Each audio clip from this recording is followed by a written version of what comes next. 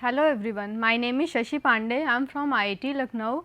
In today's lecture, we are talking about working principle of strain gauges. Okay, so in previous lecture, the things which has been already covered, that is your basic concept of strain gauge.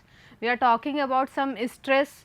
If we apply stress on any conductor or any material, then it will be getting deformed. Okay, ठीक है, इसकी longitudinal और lateral जो dimensions हैं वो change होती हैं. ठीक है, सो बेसिकली स्ट्रेन गॉज किस प्रिंसिपल पर वर्क करता है आपका, that is your piezo electric effect. Okay, so हमने पीजो इलेक्ट्रिक इफेक्ट देखा था कि क्या होता है आपका.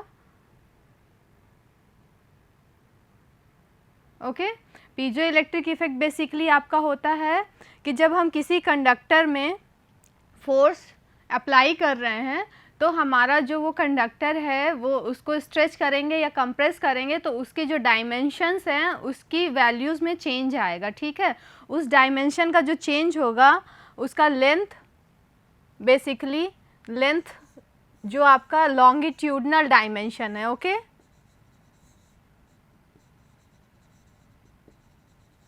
लॉन्गिट्यूडनल है. ओके, तो आपका जो लॉन्गिट्यूडनल डायमेंशन है वो इंक्रीज करेगा और जो लेटरल डायमेंशन है दैट इज योर डायामीटर.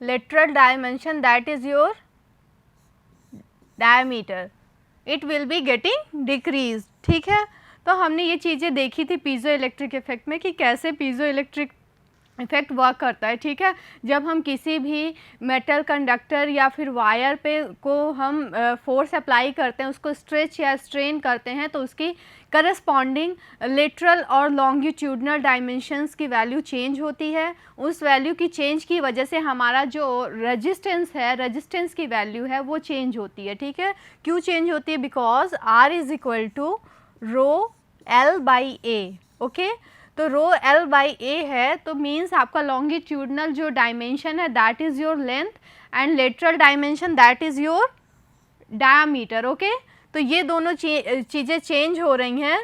ठीक है, तो इसकी वजह से हमारी रेजिस्टेंस की वैल्यू जो है वो चेंज हो रही है. ठीक है, डेफिनेटली अगर लेंथ और आपका एरिया चेंज हो रहा है तो आपके रेजिस्टेंस की वैल्यू चेंज होगी. ठीक है, तो इसी कॉन्सेप्ट पे बेस्ड है हमारा स्ट्रेन गॉज का वर्किंग प्रिंसिपल. ओके, तो हम इसका देखते हैं, इसका डेरिवेशन देखते हैं. If a metal conductor is stressed और compressed, its resistance changes on account of the fact that both length and diameter of the conductor changes. ठीक है, इसको हमने समझ लिया कि ये क्या होता है. नेक्स्ट, आपने ये देखो कोई मेटल कंडक्टर है. ओके, इसमें हमने फोर्स अप्लाई किया. ठीक है, इस डायरेक्शन में, तो हमारा जो टेंसाइल फोर्स अप्लाई कर रहे हैं तो हमारे इसकी लेंथ जो है मेटल कंडक्टर की वो इंक्रीज करेगी, that is your longitudinal length. Okay, so this is your L और जो इंक्रीज्ड वैल्यू ऑफ लेंथ है that is denoted by delta L. Okay, so this is your delta L और इसका diameter previously आपका D था. जब आप stretch करेंगे तो इसका डायमीटर डेल्टा D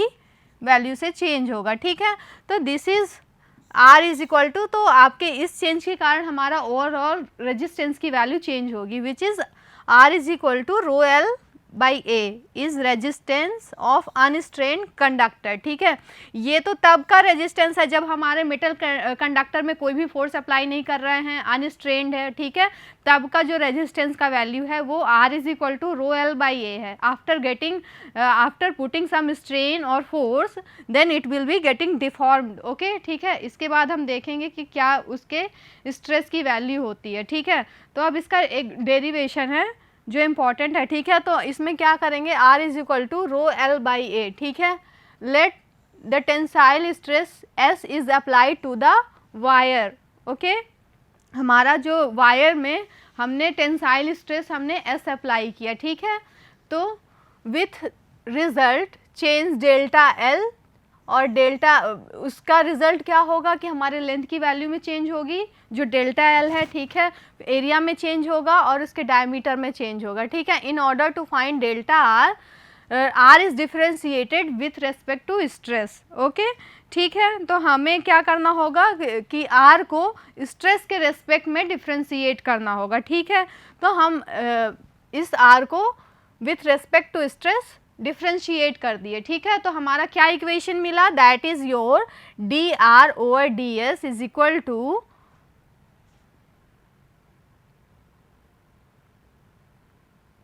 ओके, हम यहाँ पे देखते हैं R is equal to rho L by A, ठीक है।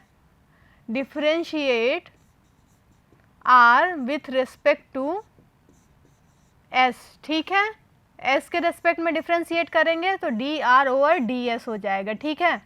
अब हम इसको डेल रो ओवर ए को डिफ्रेंशिएट करना है, रो एल डिवाइडेड बाई ए को डिफ्रेंशिएट करना है। तो एक बार हमने रो बाई ए को कांस्टेंट मान लिया और del L over del S कर दिया, ठीक है। फिर नेक्स्ट हम क्या करेंगे, 1 अपॉन ए को डिफ्रेंशिएट करेंगे तो उसका जो डिफ्रेंशिएशन होता है -1 अपॉन ए स्क्वायर, ओके, ठीक है। और आपका rho L as it is हो जाएगा, रो एल तो del A over del S हो गया, ठीक है। तो ये आपका 1 अपॉन ए का डिफ्रेंशिएशन हो गया। नेक्स्ट हम करेंगे रो का डिफ्रेंशिएशन, ओके। तो आपका एल ओवर ए तो हो जाएगा del rho over del S, ठीक है। तो ये आपका स्ट्रेस का हमने तीनों ये जो क्वांटिटीज़ है, एक बार हमने एल को डिफ्रेंशिएट किया, ठीक है, बाकी दो क्वांटिटीज़ को कांस्टेंट मान के विथ रिस्पेक्ट टू स्ट्रेस, फिर हमने 1 अपॉन ए को डिफ्रेंशिएट किया और एल और रो को कांस्टेंट मान लिया, फिर फाइनली हमने रो को डिफ्रेंशिएट किया और एल बाई ए को हमने कांस्टेंट की तरीके ट्रीट किया, ठीक है। उसके बाद हम क्या करेंगे,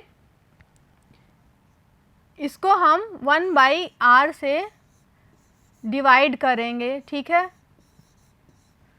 देखते हैं प्रीवियस हमें इक्वेशन यही मिली थी कि नहीं, ये देखो कुछ इस टाइप की इक्वेशन हमें मिली after the getting differentiation of R with respect to stress. तो हमें ये इक्वेशन मिल गई, ठीक है। फिर इस इक्वेशन को dividing equation throughout with R, R क्या है आपका रो एल बाई ए, ठीक है। तो रो एल बाई ए से इस पूरे इक्वेशन को डिवाइड कर देंगे, ठीक है। तो उससे हमें क्या मिलेगा, देखते हैं, 1 अपॉन आर, ठीक है। इसको हमने डिवाइड कर दिया, सपोज 1 है तो 1 डिवाइडेड बाई कैपिटल आर, ठीक है, आर से डिवाइड कर दिया, ठीक है। इक्वेशन नंबर 1 को हमने आर से डिवाइड कर दिया, ठीक है। तो 1 upon R d R over D S, अब इसको आर की वैल्यू रखेंगे, ठीक है, 1 अपॉन आर तो क्या है, रो एल बाई ए है, ठीक है। तो यहाँ पर हमें मिलेगा 1 upon L del L over del S मिलेगा, ठीक है, माइनस 1 अपॉन ए, ठीक है, क्योंकि r यहाँ पर हमारी वैल्यू क्या है, r is equal to rho L by A, इस वैल्यूज़ को हम पुट करेंगे, ठीक है। तो हमारी क्वांटिटीज़ कुछ है वो कैंसिल आउट हो जाएंगे, ठीक है। यहाँ पर del A over del S मिलेगा, ठीक है, प्लस यहाँ पर जब पुट करेंगे तब हमारा क्या मिलेगा, 1 upon rho del rho over del S, ठीक है। तो हमें ये इक्वेशन मिल गई, ये सपोज हमारी इक्वेशन सेकेंड है, ठीक है। तो ये हमारी इक्वेशन मिल गई, ठीक है। उसके बाद हम देखते हैं यही इक्वेशन आई हमारी, ठीक है। इस टाइप की इक्वेशन हमें फाइनली मिल गई, 1 अपॉन आर, ठीक है, d R over D S is equal to 1 upon L del L over del S minus 1 upon A del A over del S plus 1 upon rho del rho over del S, ठीक है। तो ये हमें equation मिल गई, ठीक है। फिर क्या करेंगे, इन equation 3 per unit change in resistance is due to area per unit change in length delta L over L, per unit change in area and per unit change in resistivity, ठीक है। यहाँ पर ये देखो per unit change in area है, resistivity है और length का ही तो पर यूनिट चेंज हो रहा है। उसके बाद हम क्या करेंगे, पर यूनिट एरिया, तो बेसिकली हमारा एरिया क्या होता है, पाई बाई 4, किसी भी मेटल कंडक्टर की एरिया की बात करें तो क्या होगा, पाई बाई 4 डी स्क्वायर, ठीक है। अब इसको हम विथ रिस्पेक्ट टू स्ट्रेस फिर से डिफ्रेंशिएट कर देंगे तो हमारा यहाँ पे D A over D S की वैल्यू मिल जाएगी, ठीक है। कितना मिलेगा आपका, आप डिफ्रेंशिएट करोगे तो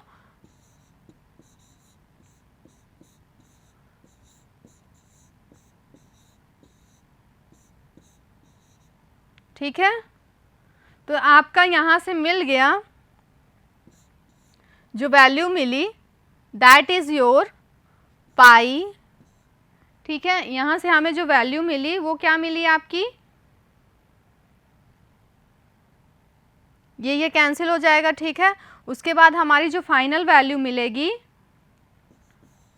वो हो जाएगा pi D del D over del S by 2, ठीक है। तो इस वैल्यू को हमने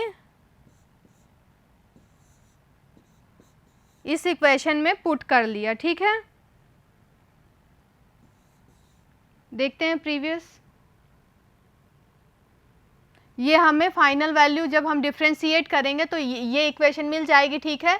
del A over del S को तो 2 into pi by 4 into D del D over del S, ठीक है। ये इक्वेशन मिल गई। अब हम इस इक्वेशन को क्या करेंगे, 1 बाय बोथ साइड डिवाइड कर देंगे एरिया से, ठीक है।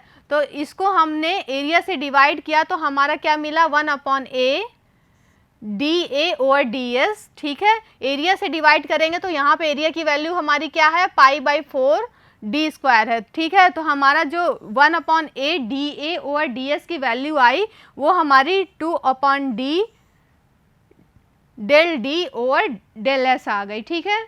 तो यहाँ से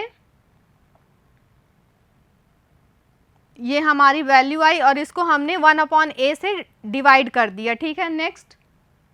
नेक्स्ट हमने इसको इसी इक्वेशन को हमने D A over D S, ठीक है, एरिया से डिवाइड कर दिया है। एरिया क्या है, पाई बाई 4 डी स्क्वायर, ठीक है।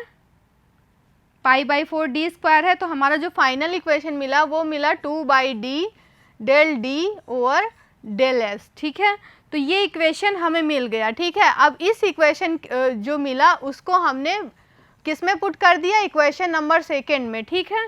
देखते हैं इक्वेशन नंबर सेकेंड क्या है। तो यहाँ पर जो हमारी वैल्यू है 1 upon A del A over del S यहाँ पर हम पुट कर देंगे, ठीक है, क्योंकि इसकी वैल्यू हमें मिल गई है, ठीक है। 1 upon A D A over D S की वैल्यू मिल गई है, ठीक है। तो हमें जो फाइनल इक्वेशन मिली 1 upon R d R over D S, ठीक है, वो आपका क्या मिला, 1 upon L del L over del S, ठीक, 1 upon L del L over del S minus, अब इस वैल्यू को पुट कर देंगे, ठीक है, उस इक्वेशन में, minus 2 by D del D over del S, ठीक है, प्लस आपका क्या है 1 upon rho del rho over del S, ठीक है। तो ये हमें फाइनल इक्वेशन मिल गई।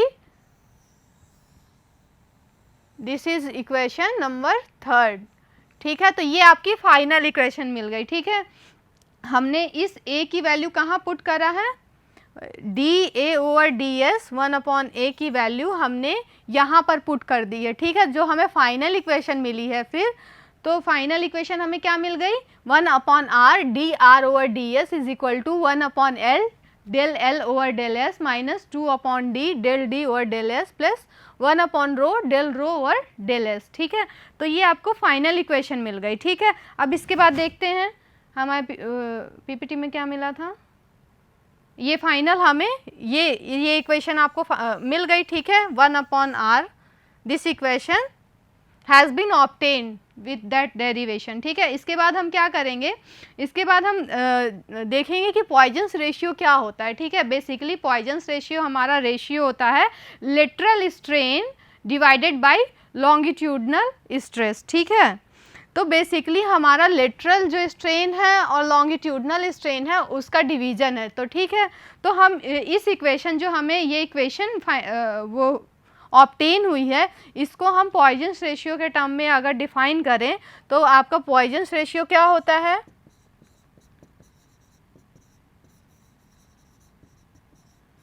पॉइजन्स रेशियो आपका होता है, न्यू से अगर डिनोट करेंगे तो दैट इज योर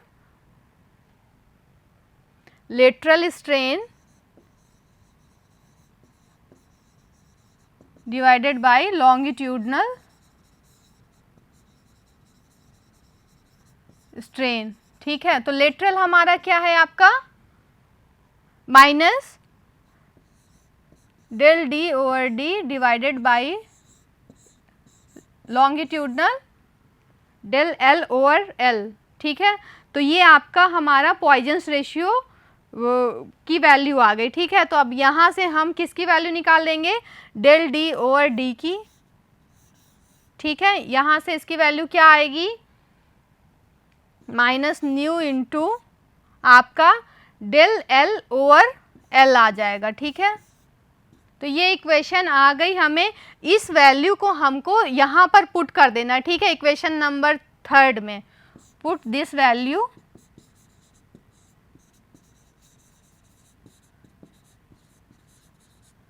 इक्वेशन 3, ठीक है। इस इक्वेशन यहाँ पर डेल डी ओवर डी की वैल्यू हमने फाइंड आउट कर ली है in terms of Poisson's ratio, ठीक है। पॉइजन्स रेशियो के टर्म में फाइंड आउट कर लिया है। तो फाइनली इस इक्वेशन को हम इक्वेशन नंबर 3 में प्लेस कर देंगे, ठीक है। पुट करेंगे तो हमें फाइनल जो इक्वेशन मिलेगी that is your 1/r d R over D S, ठीक है।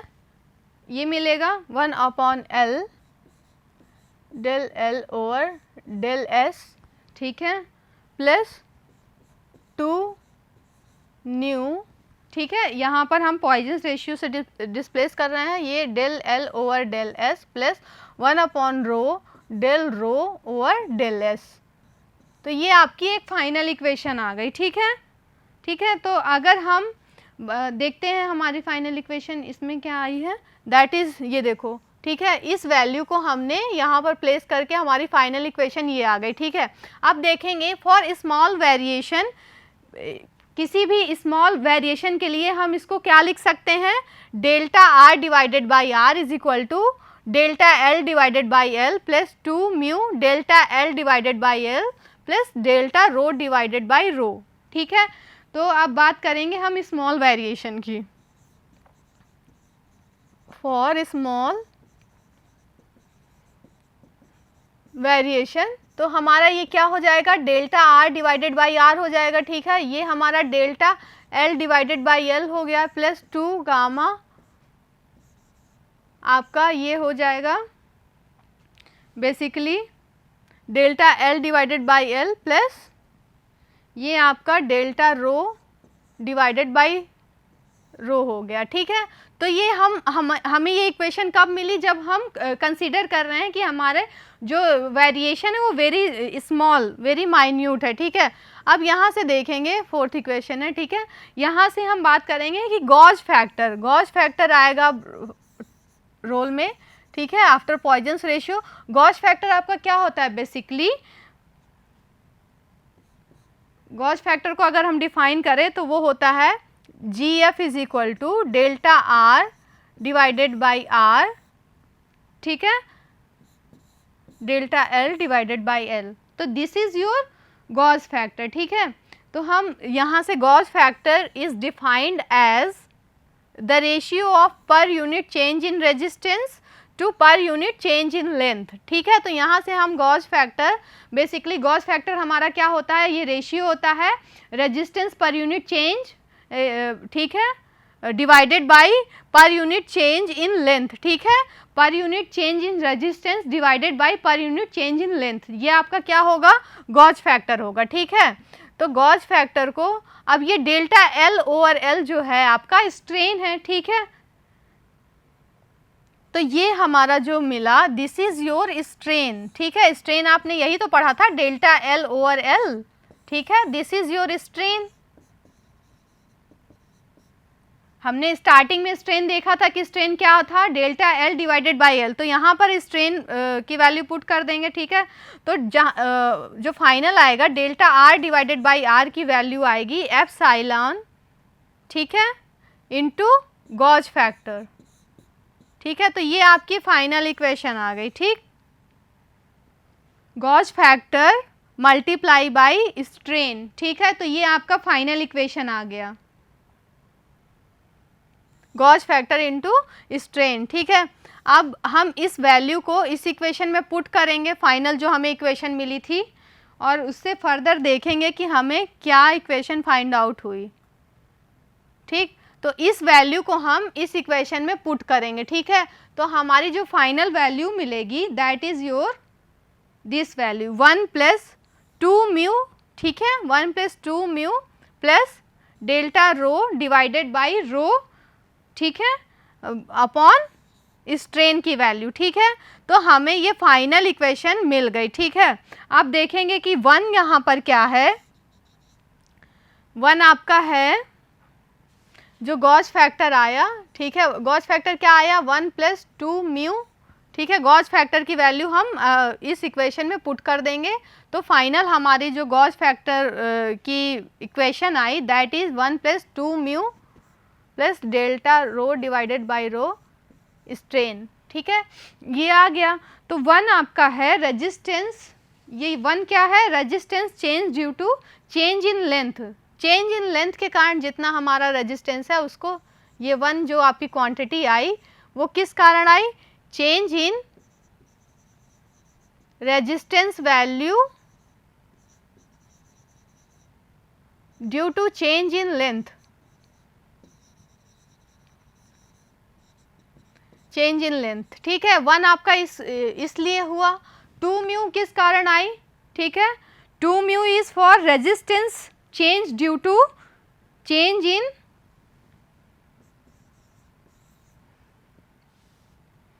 इन एरिया, ठीक है। आपका ये जो 2 म्यू है तो ये किस कारण चेंज आया, resistance change due to change in area, ठीक है। नेक्स्ट आया रेजिस्टेंस चेंज, आपका ये जो डेल रो ओवर रो है डिवाइडेड बाई एप्सिलॉन है, वो किसके कारण चेंज है, resistance change due to change in piezo electric effect, okay, resistance change due to piezo electric effect, क्योंकि यहाँ पर हमारा क्या आ रहा है, स्ट्रेन आ जा रहा है, ठीक है। तो ये अलग अलग हमने देखा कि 1 किस कारण है, जब हमने लेंथ की वैल्यू चेंज करी। नेक्स्ट आपका ये जो 2 म्यू आया है वो किस कारण है, due to change in the area. Next आपका क्या है, रेजिस्टेंस की वैल्यू चेंज हुई है due to applied piezo electric effect, okay. So these are 3 factors, ठीक, ये हमने देख लिया। नेक्स्ट आपका है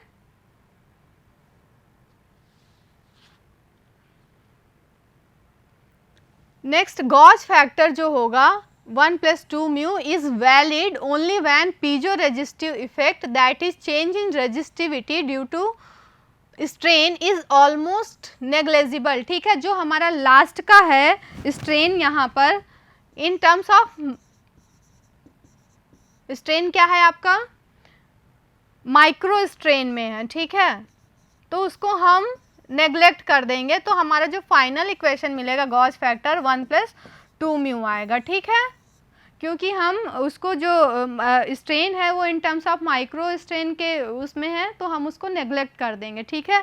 और ये कब, यही लिखा है Gauss factor 1 + 2 mu is valid only when piezo resistive effect that is change in resistivity due to strain is almost negligible, ठीक है। जब हमने स्ट्रेन को नेग्लेक्ट कर दिया है तब हमारा जो गॉस फैक्टर आएगा वो आएगा गॉस फैक्टर 1 + 2 म्यू आएगा, ठीक है।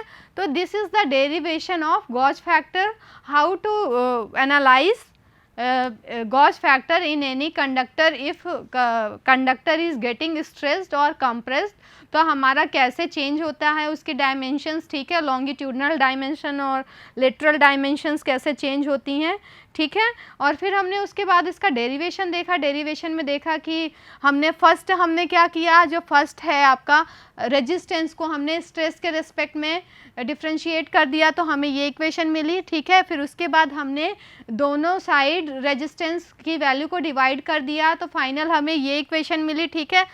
नेक्स्ट हमने क्या किया है, एरिया को π/4d² को स्ट्रेस के रिस्पेक्ट में डिफ्रेंशिएट कर दिया है, फिर दोनों साइड्स हमने एरिया से डिवाइड कर दिया है, तो हमें फाइनल इक्वेशन ये मिली, ठीक है।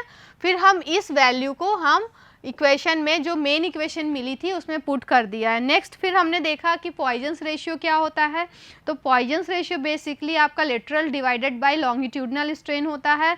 तो हमने देखा यहाँ से हमने डेल डी ओवर डी का वैल्यू फाइंड आउट कर दिया और उसको हमने इस इक्वेशन में पुट कर दिया, ठीक है। उसके बाद हमने फाइनल क्या देखा, ये हमारी फर्दर इक्वेशन आ गई, ठीक है। फिर हमने देखा फॉर स्मॉल वेरिएशन के लिए हमने देखा, ठीक है। स्मॉल वेरिएशन के लिए हमारा delta R divided by R, और ये हमें फाइनल इक्वेशन मिल गई। उसके बाद हमने गॉस फैक्टर देखा। गॉस फैक्टर बेसिकली आपका क्या होता है, change in resistance value divided by change in length, ठीक है। तो उसके बाद हमने देखा delta R divided by R को हमने delta L divided by L, this is your Gauss factor, ठीक है।